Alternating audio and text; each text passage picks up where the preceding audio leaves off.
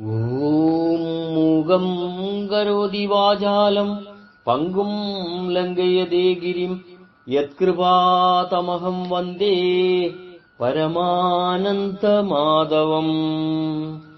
ആത്മഭാവങ്ങളെ, ഭഗവത്ഗീതയിലെ മർമ്മങ്ങൾ എന്ന പരമ്പരയിൽ ഇന്നത്തെ നമ്മുടെ ചിന്താവിഷയം പരദൂഷണം.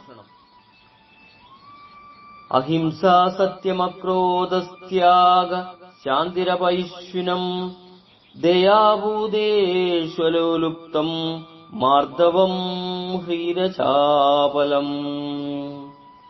പരദൂഷണം ഈശ്വരീയ ഭാവത്തിൽ നിന്നും നമ്മെ അകറ്റുന്നു. പ്രിയരെ, പരദൂഷണം ചെയ്യുകയെന്നത് ദുരാചാരികളുടെയും ദുഷ്ടന്മാരുടെയും വിനോദമാണെന്ന് ഗീത പറയുന്നു.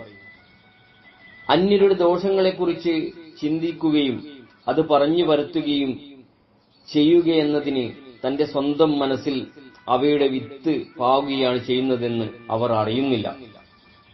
താൻ പറയുകയും കേൾക്കുകയും രസിക്കുകയും ചെയ്യുന്ന ആ ദുർഗുണം തന്റെ മാനസിക ജീവിതത്തെ ഒരു കൊടും കാടാക്കി തീർക്കുമെന്ന യാഥാർത്ഥ്യം അവർ ഓർക്കാറില്ല. ശുദ്ധവും ശാന്തവുമായ ജീവിതം നയിക്കുവാൻ ആഗ്രഹിക്കുന്ന ഏതൊരാളും പരദൂഷണം ചെയ്യരുത് എന്നാണ് ഭഗവാൻ നമ്മെ ഉപദേശിക്കുന്നത്. അപവാദത്തിന്റെ മറ്റൊരു രൂപമാണ് ഏഷണി. സ്നേഹത്തിൽ കഴിയുന്ന രണ്ട് വ്യക്തികളെ തമ്മിലടിപ്പിച്ച് കലഹമുണ്ടാക്കുവാൻ ചിലർക്കുള്ള വിരുത് അസാമാന്യമാണ്. അതിലാണ് അവർ സുഖവും സന്തോഷവും സംതൃപ്തിയും അനുഭവിക്കുന്നത്. പുരാണപ്രസിദ്ധമായ ഏഷണിക്കാരിയാണ് മന്ദര. തന്റെ പ്രവൃത്തി കൊണ്ട് കോട്ടമല്ലാതെ നേട്ടമുണ്ടായിട്ടില്ല എന്ന് ആ കഥ തന്നെ സാക്ഷ്യം നൽകുന്നു. പരദൂഷണം വെറുപ്പും മത്സരവും ശത്രുതയും പരത്തും.